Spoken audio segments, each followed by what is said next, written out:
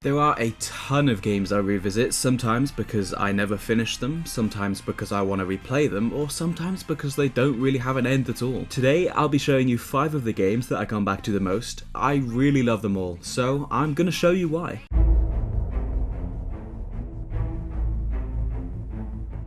Hitman is a really easy game to get back into after a while. There is so much freedom with this in terms of how you play the game, both in terms of how you carry out your contracts and also all the different modes and ways to pick the right mission for you. Technically, there is an end if you just play the campaign and stop after that, but that would be a crime to this game. Each of the billion levels has a billion ways to end the target, and I love all of them. You'll often catch me stealthily working my way through every guard and every door with precise action, but you can just as often catch me using brute force on my way to the target while I redecorate the town. Every run, there is a different path you can take, a new corridor behind a locked door you can find, a new costume to wear to unlock a new part of the area, and then you start leveling up the maps and unlock even more crazy stuff to use, like the exploding duck. My favourite part of the game, and this might seem boring, are the map specific missions that take you straight to the target. Not only are these really immersive and really get you into the feel of the level, but they also end in some stupid situations and creative ways to kill the target, and doing each one to get all the milestones was really great. It's nice that there is some optional structure to each level, because after you do the missions, the level feels more real than ever before, and you find so much while doing each of them that it's like you unlock a secret second half of each map that you can then use in your own funny ways. It's also surprisingly tense, and I know like it's a stealth game with high stakes, I get it, right? But it's really tempting to just ball out at any moment and mow everyone down, so it takes a lot of great game design to stop the player wanting to do that and engage with the world instead. There are so many maps as well, and because they're all so replayable, there is a fiendish amount of content here, especially with the side modes and the massive freelancer mode available now too. If you haven't played it, it's basically another game's worth of content with completely different structure from the main game, giving you a hub and a new progression system while starting from scratch with your equipment. I haven't personally played the mode much, mostly because the randomized targets felt cool, but it didn't feel as noteworthy as the main targets from the campaign, so I didn't really get excited when hunting them. It's been a couple years since all 3 Hitman games were combined into one, but I've been playing these games on and off since I bought Hitman 3 a few years ago, and even then there was so much to play, so when I got the other 2 games for free, it was pretty much over, and this turned into a game I'd be playing for a very long time.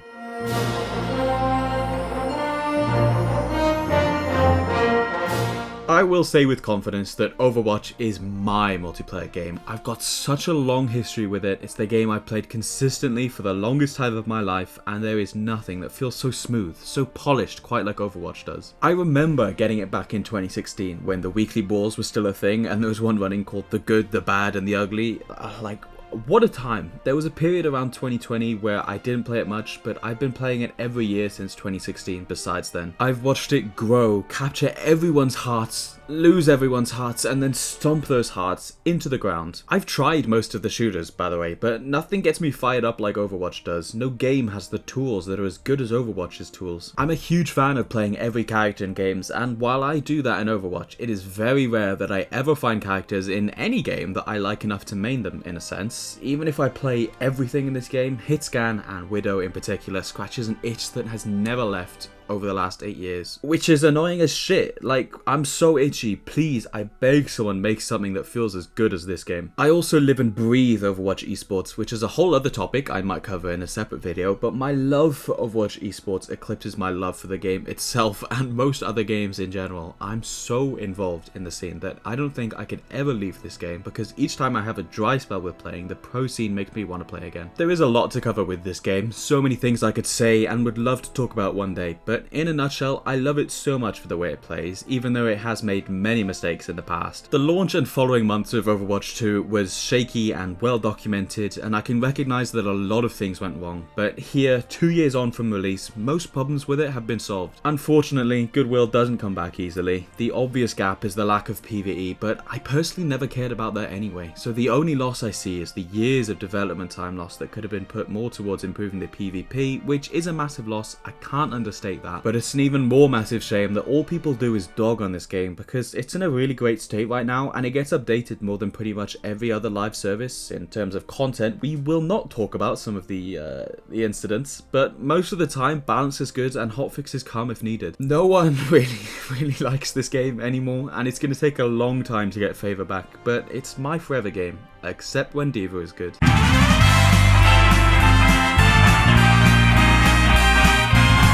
Another one that goes way back for me is Mario Odyssey. I remember playing it back in 2017 at launch when my dad bought it on his Switch, and I played through about 2/3 of it, but I didn't want to finish it before I bought my own Switch. But after Christmas, I got my hands on it and I loved every second of it. To set the scene, the Super Mario Galaxy games are the definitive games of my childhood. I love 3D Mario with every fiber of my being, and playing this game felt really special. I've played through it a few times over the years, yeah, but it's not one I go back to and replay more than once a year, maybe like once every 2 years, to be honest. So this seems like a strange one to have on the list, right? Wrong. The YouTube scene for this game is unparalleled. I keep coming back to this game because since launch, the Odyssey YouTube scene has kept changing and reinventing itself time and time again. I mean, you never see this happen, especially for a single player game. I can imagine Elden Ring having this sort of legacy, and it's midway through it right now, but I have lived and loved coming back to Odyssey YouTube every couple months for so long now. In the beginning, it was simple yet groundbreaking for the time trick jump videos and speedrun videos, which were literally just chill as fuck podcasts where the dumbest stuff would happen. I basically lived in Fearsome Fire's world back in the day, and I hope he's doing really well now that he's gone. I never dabbled in speedrunning myself, I'm not good at the game in that way, but I would love running around in my own game after seeing him and everyone else do it as well. And then the multiplayer hide and seek videos started hitting, and watching them and vibing with this crew gave me a new home all over again. I love this group and what they did for the game. All the fun videos they made outside of the hide and seek space, and seeing their friendship and antics connected me to this game so strongly. And that would happen on a cycle of at least twice a year, when I'd get back into all the stuff they made and see what new stuff they had too. Right, like I've only just gotten out of one of these phases too. I was literally about to start a new file on Mario Odyssey a few weeks ago until I got cold feet for some reason. But Super Mario Odyssey and its YouTube scene is my Roman Empire, and a comfort place I always look forward to coming back to every so often.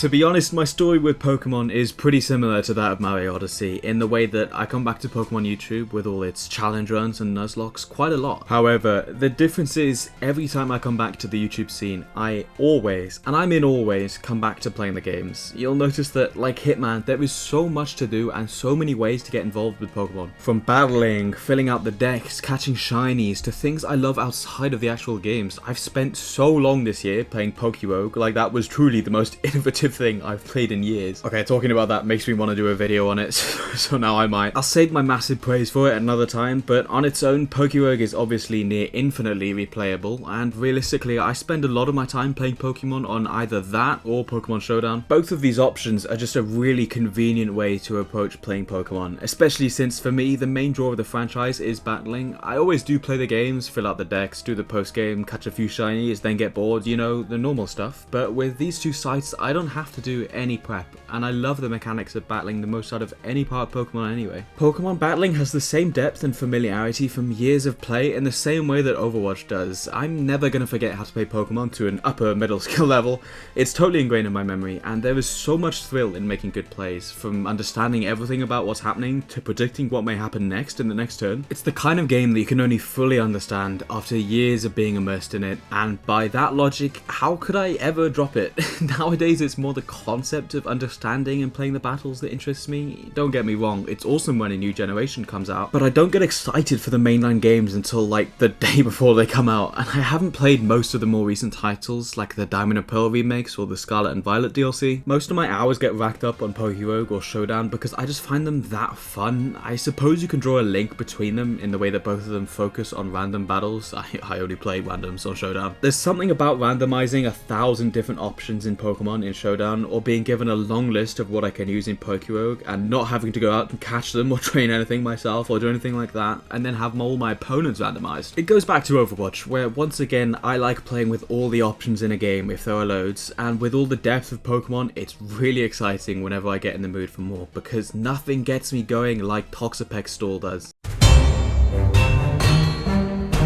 Now, Undermine is one that I definitely want to make a video on. Simply put, I think this is the most underrated roguelike on the market. It's not like that remarkable in terms of new things it brings to the genre, but it's the one I always come back to because it's executed so well and it's just so satisfying to play. There are roguelikes out there which have crazy movement and fast action, and that's cool, it's amazing, but I want to congratulate Undermine on feeling so addictive in its movement and combat while having like half the options of a regular roguelike. The only movement you have is a jump, which if you don't fall into a hole, acts like a dodge roll because nothing can hit you while you're in the air, so in a tight room full of enemies, you end up turning the place into a bouncy castle. While you look for somewhere safe to land that isn't covered by projectiles, then swing the pickaxe, which is your melee weapon, and then jump again. Not all of the encounters go like this, don't worry, but there is something in animation cancelling the melee and jumping quick enough that no enemy has the time to hit you. It's quite fun. You can throw the pickaxe, and just like a regular pickaxe, it comes back like a boomerang, you know, totally normal stuff. That's it though.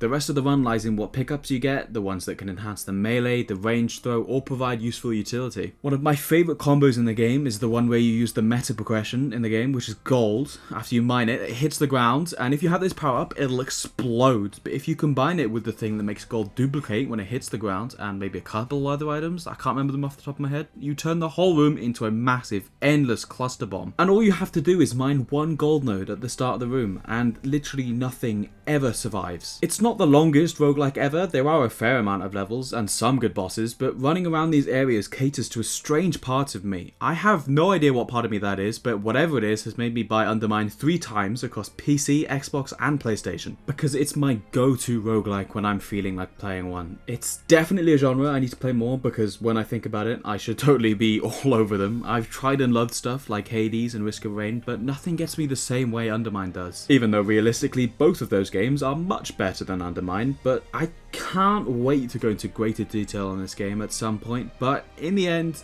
I love it every time I come back to this one.